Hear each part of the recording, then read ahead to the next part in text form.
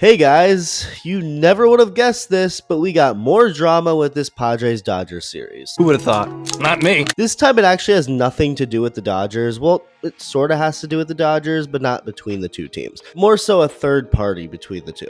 One of the most prominent baseball reporters, Ken Rosenthal. He may not be prominent in size, but he's been doing this for a long time, and I will give him credit for this. He's not afraid to speak his mind. That's become clear. He lost his job on MLB Network a few years ago after criticizing Rob Manfred. I guess Manfred had aspirations to be a dictator, but again, hey, at least Ken was honest.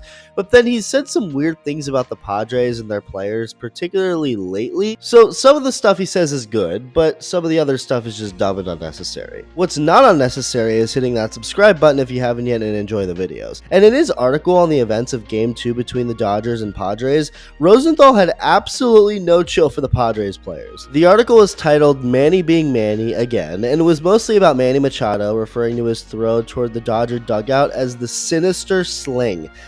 Okay, I'm sorry. This isn't sinister no matter how you look at it. And while trashing Machado the whole article, he quickly called Fernando Tatis Jr. a smiling, dancing peacock, whatever the hell that means, and then called Jurickson Profar the kid who pulls the fire alarm at school and then asks, who, me? I mean, come on, clearly just unnecessary, and the response from the public let him know that, as he got ratioed to hell and back on Twitter. 1.8 thousand comments calling him out on his bullshit compared to 450 likes. Rosenthal really seems to have it out for Tatis too. He brought up Tatis in the same sentence as Wander Franco as guys who are headaches for their teams.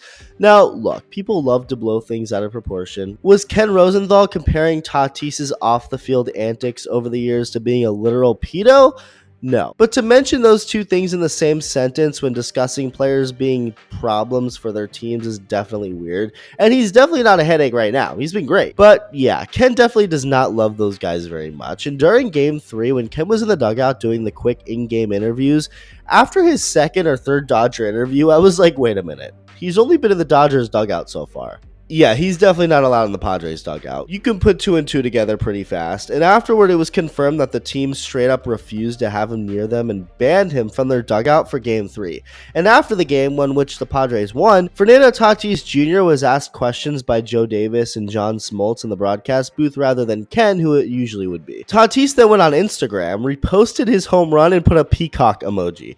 I mean, yeah, if you don't think these players, these guys are listening to outside noise and hearing what people are saying, here's all the proof you need.